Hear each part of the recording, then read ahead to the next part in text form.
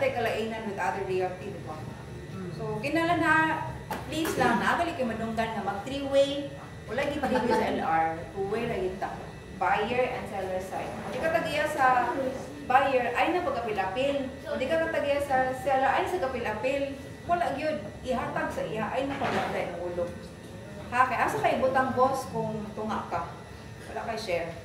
Pero kung other realty, ang ruling is like this. Adi man siya ruling, pero gina-practice sa other realty. Ilang style kay, maingon kang kanang. Hindi na ba ko direct, okay ra may 10%. Oh.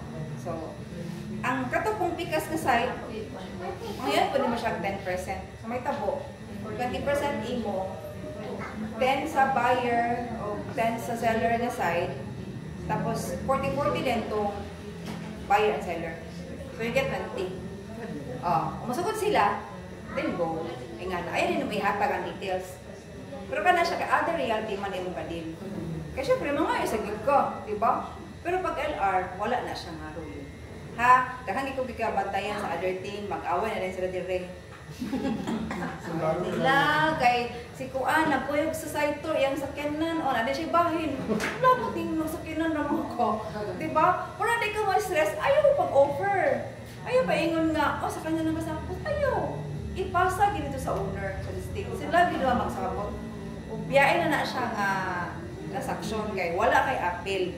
Para walay laban sa ulo, walay lalis, walay patay, walay away. Magbulag na din mo, sakit na yung mga dughan. Dito ko manakan niya. Dito ko manalina ko ano yung pag-LR. Hindi na siya dapat. So dapat ka remember, kung way na kita, buyer and seller side, pag hindi mo listing, na siya. Kung taka ni si Kuan boss, kaya mo na siyang owner, kami sapot. Nakalang ko boss. Kung gahatag jud ko ana kay, pasalamat ko niya kay siya, nag-ingon ako. Example, nag-commission mo o 500,000 to 250 mo. Kung tagaan ako siya 20 or 30, di na kayo nabukat para sa ako. Diba? Kay nag-refer man siya. Pero di na siya pasagong boss nga 10% yun. Di na siya applicable. Kailangan sa kayo magbungat ka. Kay mo na nag-gift pa. Say your gratitude to the repairer. Pero mo ginang LR. For other realty, pwede ginapos 10%. Ang to realty, kaya nga na sila sa kuha. 10%. Ako kira man ko, problema kay kanang nag-refer man siya. Okay na. Kung makadin mo other realty, make sure na amoy agreement, na amoy broker or salesperson's agreement. Meaning, pinirmahan mo, bilang yung commission. Tapos, kung makidin mo sa ila, kaya naamang gayo ba listing boss mo, wala pa. Kaya saan pa na mo o pinangita within LR, wala kita ng kalis-an ang malit. Narabay ban buyer nga, sila yung mupili sa ilang gusto paliton. Diba? Like kung si Estates. Magkita na, ay, maluki, ako ning paliton. Maski huwag yung paligya, lagi ko paligya. So may tabo, makita na dyan ka. Sure, magika nga sure buyer na. Yan na rin, makita na mo sa online, gi-market sa other realty. Yan, nag-research na dyan ka po, sige mo makita ang tag-iya, or nakita na rin mga tag-iya, or exclusive at itong reality. Kumatay may mo anak. Diba? So, yung mo ba ito, i-connect ka, rather than mawala ang sale. Diba? Rather connect than mawala ang sales. Pero kinahanglan, inaniha, prangga kita boss, ayaw di mo pag yung pocket mo nga. Sige, 5%, sige kung ata, ayaw, prangka. Direct ka, dili. Direct ko nga, direct ko sa buyer ko nga, ata, 50-50. Kaya naman rin tag-agreement. Pero may ingon siya nga, dili ko direct, o, so, pila itong commission. Tagaan lang ko of 10%. Tagaan ko 10% itong isa lugar. So, 40-40. So, ang 20, bayan nun kung ilang kabuo. Pwede na, basta kayo magpirma lang kita agreement. Kaya na yung other reality, marok na sila kay. Isa pa yung makata sa karon, mag-close deal lang. Kung mo, tulod dahil may kabuo, divide 3 to divide 4. Hindi, umuwas na nitabang. Ikaw lang ulit tulog ako isa kay 150. Diba? Sa puso dyan ka, wala kay choice kay. Labi na kung buyer side ka, seller sila. Kasi mahatag sa commission, seller ba yan? Kumuagi sa ila ang commission mo, kapag ma-corner ka ba nga, sige na lang, pero sakit tayo ng buot. So ako, pinamidjud ko na sa una, katong bago bitaw ko nga kanang, wala pa kaay ko'y kanang idea ba? Kanang buotan ka bitaw kahit ta? Tawag kay bangtas. kwarta. Kahit na restart mo, ingon ko balag may sa lagay kwarta. Ako kaya direct ka dili, pila ka buhok mo. Yes. Ma'am, tulumi ay balag na pulo mo, 40% ko, 60 mo, problema na yung bahin. Correct. Tagaan sa mo 10%. Or kung isa, duha, 50-50 ta. Prangkahay di boss kay para pag either matransakto o dili, wala na may problema. Nagsabot na ta, nagpirma na ta, nag-authorize na ta sa atong agreement. Wala inana. So, pag ilang yung seller ng site, buyer ka, sila pa kuha document, ayaw ikaw. Kung sa lugar yahay kay sila, di ba?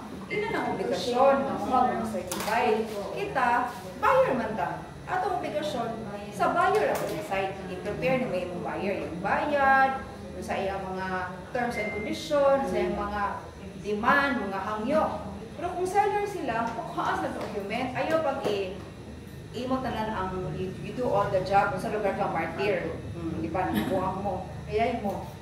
Bahin na kita, boss, ha? Unya, kanang, pag ingana kita inyong, kanang, wala pa nag-encourage ha na mag-deal with other reality. Pero kung lagi na, ang reality, kulang i-listing ang LR. Nakita ang gina. Pag-uptown ka, sarag-sarag ta, makakuha minsan nga listing, usually other reality kita. Kaya ano, kanang, ilan ko ng klientaan, taga-saver estate sila, kung gusto na niya naghawak pa.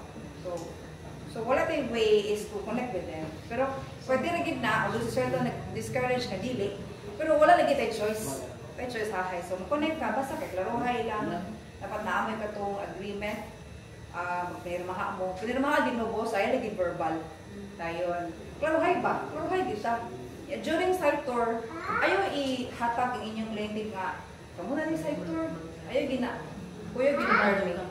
Kuyugan gini mo siya. Ayaw ginang ipitan gina ni mo, ayaw gina ipasura. Kaya kung magsurya, mag number. Sabi ka rin silang duha. Kaya naman ay kanan. Wala na ka. Diba? So, tuck-in gina. Pero you know what ko, ingana ba tayo ka, mag-deal ka ng, sabi ito, makita nila nga, kanang kuan ka, nakay, sabi ito, clarity sa transactions, right? From the very start. Ang uban reality, di man na sila itong mag-yaga-yaga. Kaya mag-perspective man po na sila. So, know your rights and your responsibility. Clarify gina nila. Isog jud ka, boss, ay gid pa. Hanap ito ang pagpadadala lang nila.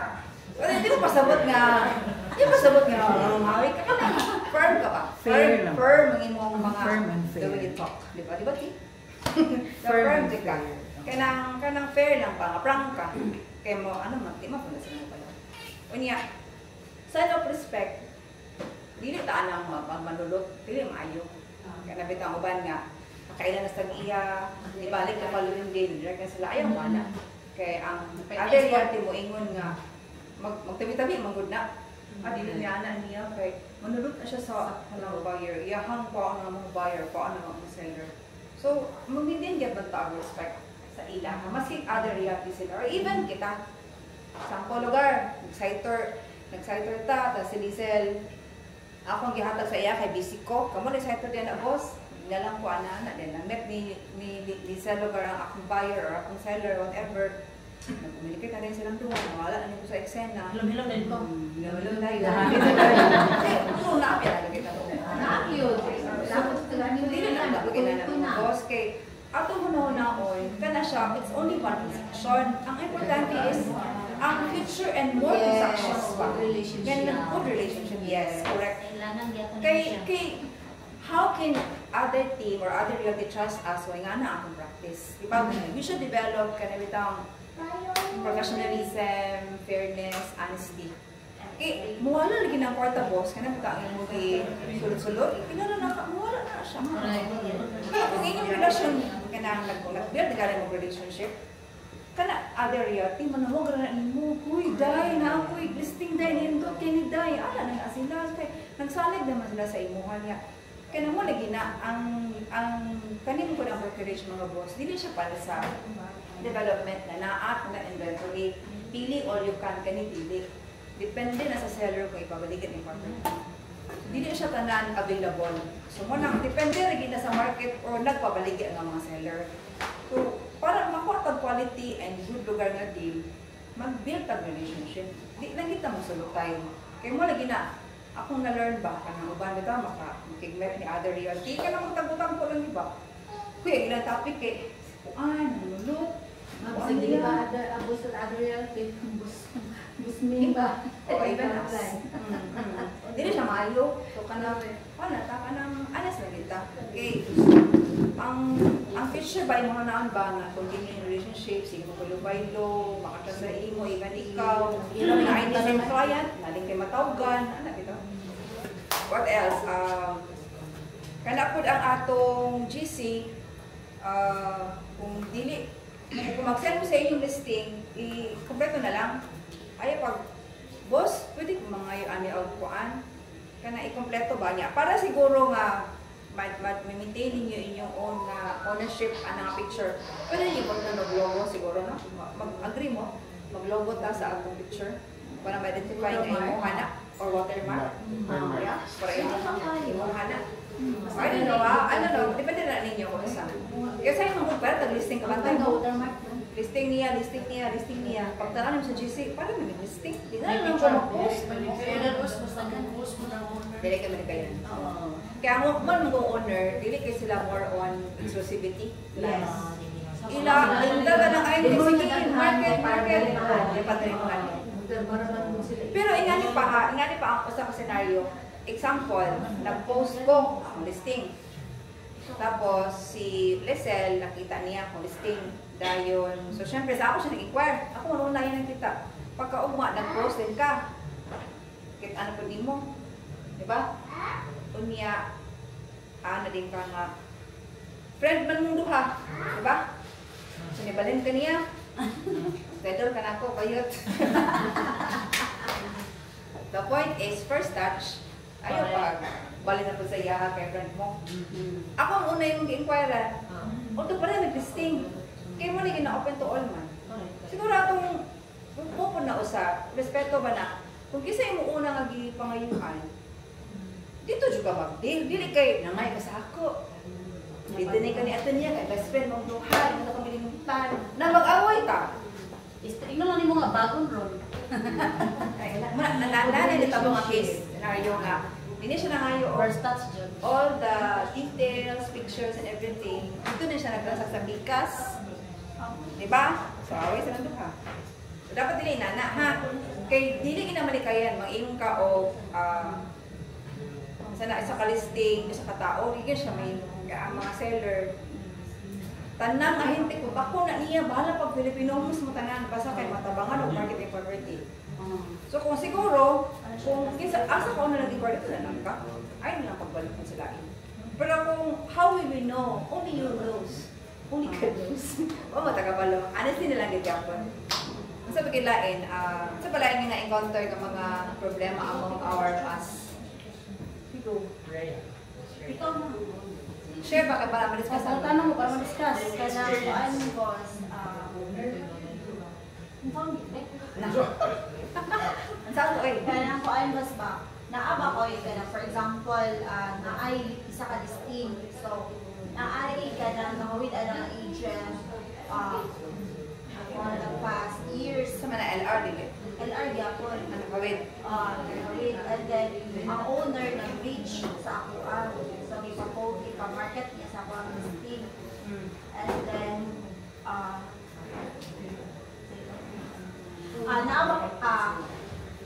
since direct man ko, so ang kuan is nabakoy ka ng if ever halid ako ang listing, nabakoy ka ng tulubagon or responsibility sa ako ang agent. Wala. Kung managana. Pero Nakabalo ka through that agent or through the owner? Sa owner. Wala. Kaya direct mga gawas kung ito si first agent na siya exclusive listing na wala pa na-expire. Na siya ka na Non-exclusive. non-exclusive. Pero pag exclusive ETS, dili yun. Not unless kung nakabalo ka through sa iya. only lang nakabalo siya sa property kasi na sila listing. Wala siya nakaila sa wala siya ato si first listing wala niya gihinsa ako.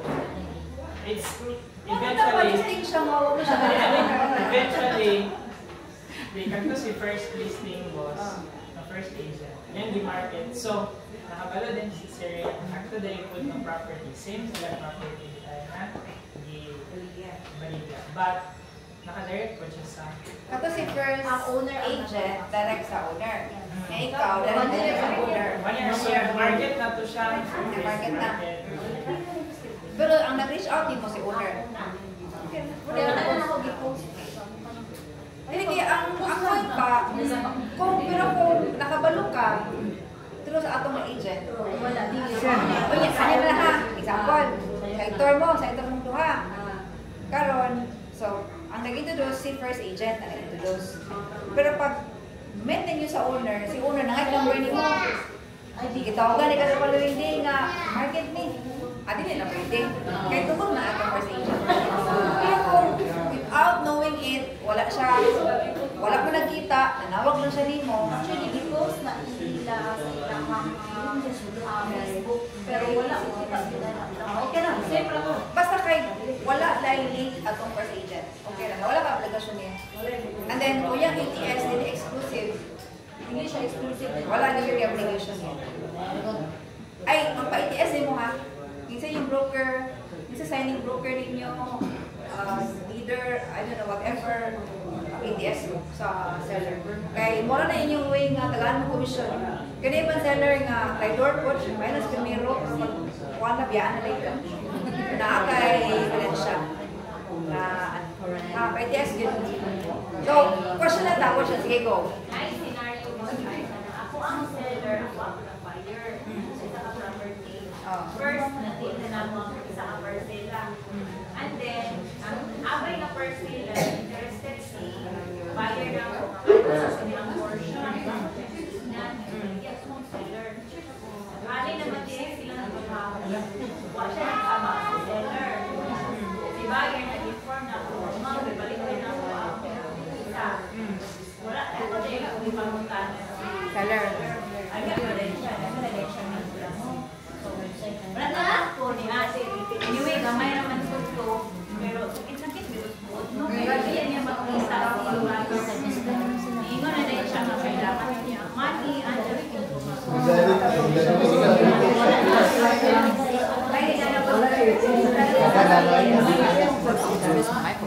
Pagkahalin sa front. Para, kasi buhaton, ever, si seller, dili is na mo sign of ATS. Okay, itis mo kinahanglan. Kung sa man, kasaligan ni mo siya, dili. Kailangan, bang saligan ni mo siya kumakit sa commission. Ang alam na super ako siya 5%. So, isa naman siya ako. Tapos siya, once nakasay siya,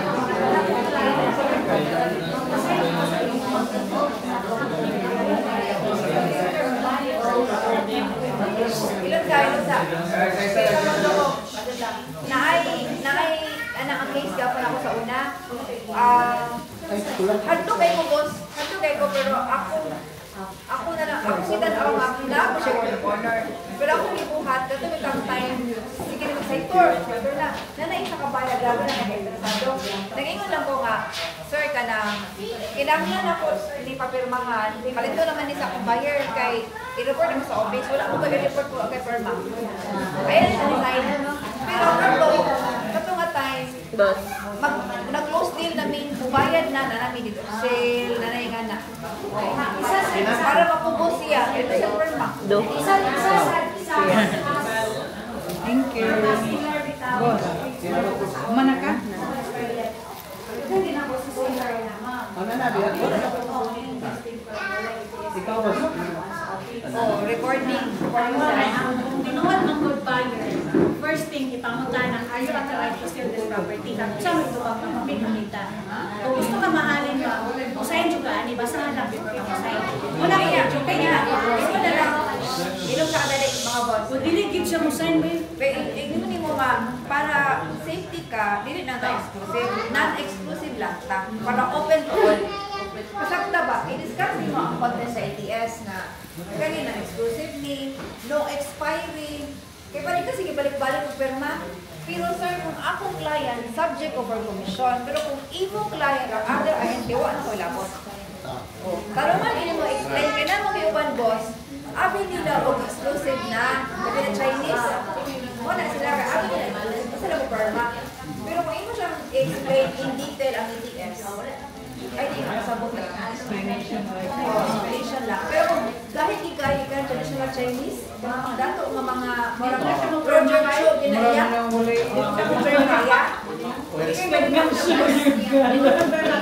Kaya mga to temporary show ba pwede dato ako kung ganita. So di ka na sila ideas. Siguro, kung na-apply client na kapit at kailangan bayad na kung saan na emergency, sige ka na diya. Kaya kasi may business mo sa office, hindi ka ka-ATS, diba? Kapag natin ka-ATS. Kaya another question. Sige. Gusto na ko ba sa kasing type ko na?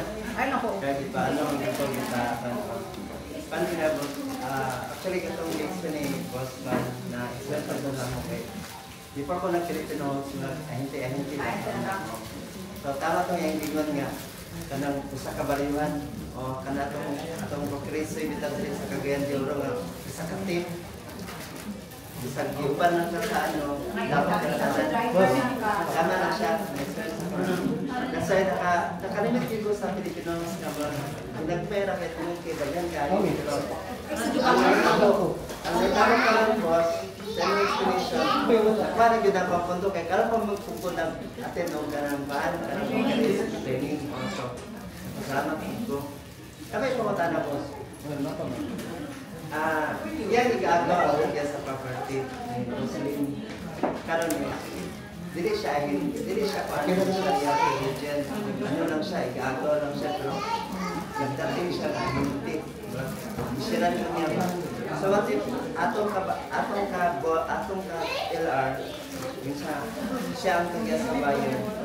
So sa atong obligation sa iya as cassette. Kami yung tapos ako. Kami yung sabot ko. So katong imong gilay. Okay, supposedly boss, 50% ka, 50% sa LR. Oh yes. Bumoy na ang ruling karon, kaya mangayon man siya. O kami magsabot nila yung bahina. So wala tay qualification, wala tay requirements nga kailangan kung LR ka 40%, di ba? Ikaw maka 40 sa seller side and 40 Dili, other realty. Other realty. Pwede na i-apply mo sa iyo kung sugot siya. So pwede rin yung nga kay Castle naman ka, ako man ang medyo kuhan yun, PRC ano. Abilidad na Diba 20% iya? Pwede. Ako 30. Pero boss, ano na ang ingana para sa ila, sorry ha, hindi ikaw Hindi, ako nag-isama. Ang ang kana sila, demanding na sila sa ring. Demanding na sila ano mga SPA, mga igagaw, mga ng 50%. Kaya sorry sa mga ano siyang family, igsoon siyang mama, ang naging commission, igsoon sa mama, ay igsoon sa tagiya. Anak ko, igagaw, so, pwede ka. So, okay na sa LR, na ang katong kasi yung sabag, ulingon ka siya. Inani mo si LR, hindi ko direct, na ay naghawid aning SPA or igagaw. Mga siya komisyon, sumut ba ka? Gusto ko si LR, di wala problema. Pero pag di siya sumut, So, wala tayo requirements. wala kay, nabutan lang mo siya gawas sa LR, hindi na mo siya ahente. Pero, muna, right at the very start mo, honest ka taga LR. Pero kung di mo suko si LR, hindi na taling mo, dili na lang ako nila maligaan, hindi ko ma-offer, hindi ko direct. Kasi magyawat tayo nanta, no? Kung mayawat ka, sabot na gino. Sabot mo ni LR, ahente. Ito siya i-briefing eh, dali ang senaryo mo, suko pa ka. Kung di mo suko si LR, makamain mo. Wala ang explanation mo sa kapag nag-encounter na lang ang 3%. No, napera encounter na sector and then sa siya sa property and then kung mahalin nyo na ang property, 3% na din ang ngayon. Dili boss, 3% is applicable for higher. 50 million above na transaction. Pero pag lower than that, 5 good. May minsan, wala man sa balaod, wala ma'am, wala doc, pero that's our practice as professional, as license. Pero pag 50 above, na ay 3 or 4, yan na natagan. Dagko na mo kay amount, example, ang sale is 1 billion, ako biyakan 5% anak. Ubos ginang rate. Ito ka ana kay ngana na ilang tagal. Kanang mga buwak na like hektarya na ana 100% rin. Nagani ko listing 3. Kataguluan 3 niya. Gihangyo insert nang you out 4. Nga nisugot ng inject 4. Di pwede siya masugot. 3.5 pa gulo. So grabe because sir. Ana gid kay dagko na mo ang 1 billion na makuan. 900 million na 1 billion dako na gud sa kita na sila. So mao nang ginana na ang ilang rate. So wala ka mahimo wala na rate. So mas prefer yun na ikaw kita niya sa buyer. Either way. Wala may problema kung asa ka. Sa atong role of ano ba? Kanang maiwas lang dito mga kasyan dito. Kailangan dito yung mangita. No, not necessarily. Pwede na magtunga-tunga. Pero wala na. Kung naakay nakitaan nga listing ipo sa online na atong mga kauban, o niya naakay buyer nga mupit at nga particular property, kung tanong doon yung mga NSL, are direct ka po sa dili. May nagdili o. Siyempre, kato siya dapat ignon ka niya sa owner sa listing. O dili siya dapat magpatunga. Kaya di ba mo siya akil. Ay, na question sa ako sa masawa. Question about estate tax. Sa ko computation sa estate tax. Ang before naman di amnesty. Karon balik ng 6%, wala na kay kanino. May naanak ka na continue boss ang amnesty karon. Really? Yes. May Pero memo wala na? pa official May may memo. pero Wala na memo. ang taga-dar nga nag-iwan nga. Nag-change pa ang secretary basin. Nag-change ang secretary kaya. But initially, 6%. Regular pa. Regular. Okay, what yung mic, mamino? Pero na may standard na 5 million nga deduction sa Yeah. kanong nagko. 6% ang estate sa value sa property. Kung namatay ang couple, spouse man na, conjugal property man na. So, computation is 100% because both of them are died. Sa paduhang pagkamatay. Pero kung ano matay ba na ra, way pang-asawa, 50% ra sa value atong ilang property. Kaya ang 50 way pa nga siya. Nga. Muna nga, ang estate dapat na ay total land holding. Kaya tanang property, yung kapangalan atong namatay, Cagayan de Oro, Salvador City, sa Palain, Salvador City, and Bisor. Bisor, karang dulo. Wala lang mo lang magiging dahil lang po sila. Dinira ang population na to. Kaya by locality man na po. Bukid doon, ito na po na-iklase sa ilang province o ELSA. o mga city. So, karang tulo. So, kung sino nakapangalaan ng tulo, anang Tagpulano, murang kumputan. Kung namatay ang bana, half ra. Ang half, uwi pa man ang asawa. Pero kung silang buha, 100% ang tanan. Kung ang ruling is in 1 year, dapat di mo siyang report sa BIR. Otherwise, pagka another year, late na ka na kay surcharge 12% per annum. Per annum. Sunod, kung imo ibaligya ang property, inyo dispose within 6 months from the time of death, imo siyang mabayran. Or else, after 6 months, penalty na. Pero kung inyo siya ibalhin sa mga years, muna 1 year. Ang iyakang validity nga no penalty. Napagaling-ban nga, wala pa kayo bayaran, kayo in the year man kayo. Kung namatay siya, nani-deduction, kung hospital siya, mga resibo sa pagkamatay, sa mga hospital niya. Pero hindi mo mag-claim, ma-deduct siya sa iyong bayaran. Basta within the year. Pero pag another year na, wala na to. Kaya penalty na maka-surcharge naman ka. So, kung maraming mga property, hindi yung ginikanan, sa pako namatay, make sure to report it within the year para wala mo ibayran 0 or 5,000 ra. 12% per annum. Per annum. So, for example, siya property sa Misamis Oriental, dili niya ma-process simultaneously ang estate tax kung sa lahat ng property. Maato na pagkagindad. Kay eventually no kanang property inyong ginabayinon, di ba? Mga anak, may na maganda nga alangan lugar. So, ang only way nga mabahin ninyo is ibalhin sa inyong ngalan o inyong ibaligya. So, kung asang property, dito mo mo-process. Basta ang Cagayan, mura na atong coverage. Pag bukid nun or Davao, mo nila, maato na sa ganitong region, dito na sa ka mag-process sa inyong estate. Kaya dito na po nila nalibig. Ano yun? Kung estate, kung asa namatay, dito i-process ang yung estate tax. Kung si GT lang din. Asa ang property? Dili asa mamatay, asa ang property. Asa ang property dito ay process. Oh, dili din namatay. Kasunod. Wala ang death, wala problema ko asa mamatay. Except property sa Amerika. Ang residence niya man ba kay boss ba kay sa Balingwan? Oh. Neto ko kanang neto ko CDO. Pero dili siya namatay, dili ang property ko tablon kay mag-process full state. So di pa rin kayo ng CBIR nasa himuog ko kay ang yan ang residence is Balingwan. Yung po dili man ang residence niya, himuog. Dili man ang property. Pwede na ba dire? Kay pwede naman dire. Nasuko si BIR sa ano, nasuko ako si BIR sa convey. According to residence daw. Sige, ang balingwan dito mo sa Moog na bilog. Balingasag to Magsaysay, Moog. O pero dili namatay, dili ko na property. Ang address ang